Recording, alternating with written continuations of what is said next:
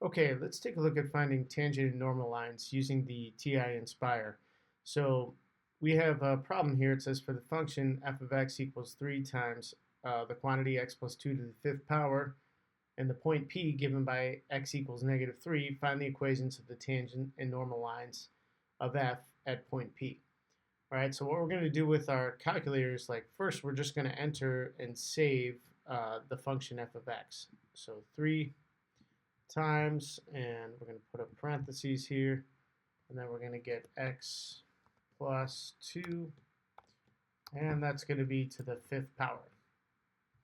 Okay, so remember to store a function, we say control var, which is really control store, and then we're going to call it f of x. All right, so once we have that, we actually don't even need to find the derivative here because the calculator is going to do all of that for us. So we're going to go menu, and we go to calculus and go all the way down to tangent line. Okay, so now we're going to type the following.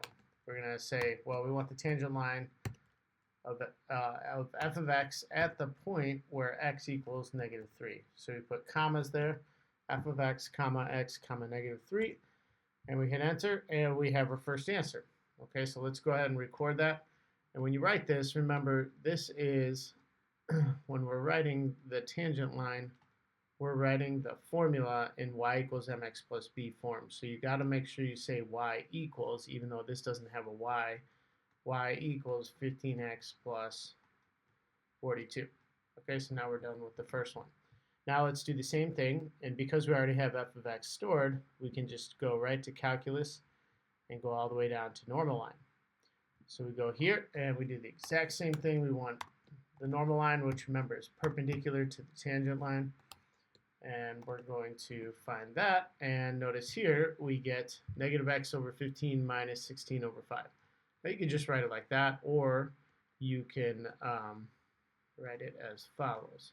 So the normal line is going to be y equals negative 1 over 15 times x minus 16 over 5. Or you could write it negative x over 15. It's the same thing, but I like to write it because remember, we're trying to think about this is a y equals mx plus b equation of a line. Okay, so now we're done with the first one. All right, let's look at the next one here. It says let y equal 16 over x minus x squared. At what point is the tangent line horizontal? Well, what that means is I want to know when the tangent line, remember, the slope is horizontal when m equals 0. That's also when our derivative equals 0. So we're going to go back over here, and I'm going to just restart this. I always just like to clear the scratch pad for every new problem. So I go to Document, Clear Scratch Pad, and now I'm going to enter this as f of x. Okay, so let's go ahead and enter that.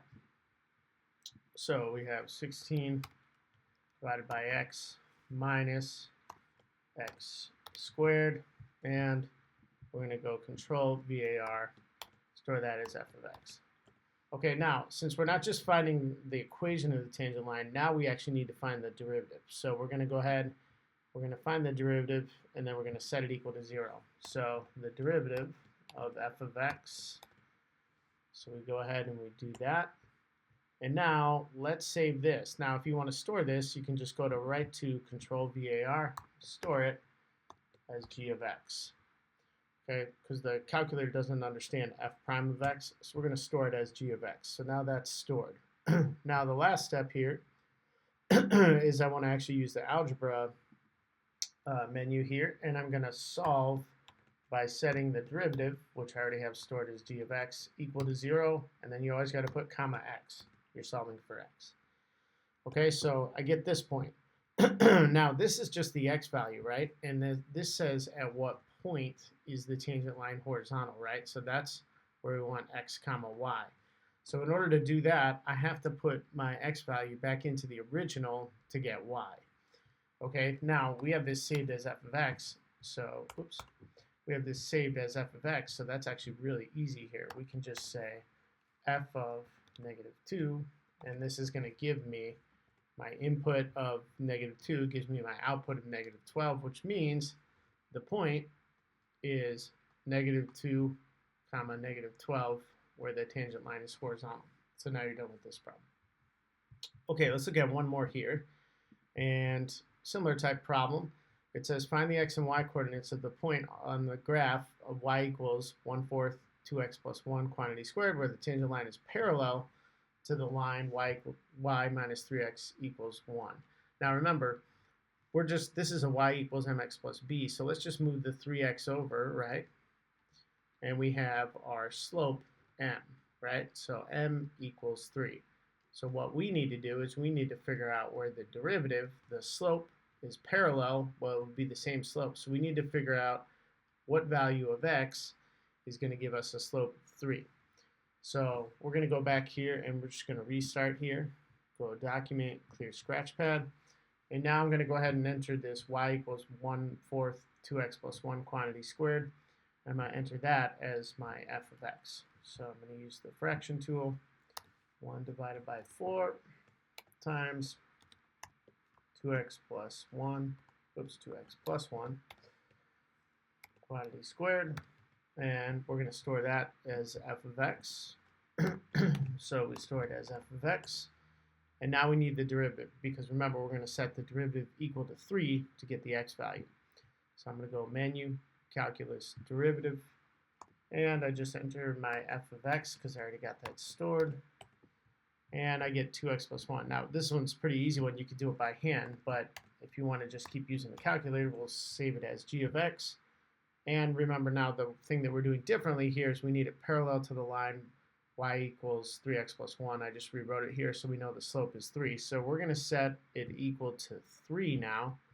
So it's a parallel line. So we're going to go algebra solve, g of x equal to 3. And we're solving for, we need that x value. Okay, so we get our x value is 1. And, well, now you could just put this into f of x. But if you want to just keep using the calculator, well, I just need to say f of 1. And now I have my y coordinate, right? So my final answer here, what are the x and y coordinates of the point where it's parallel to this, is going to be the x value of 1 and 9/4 for y. And now I'm done with this one.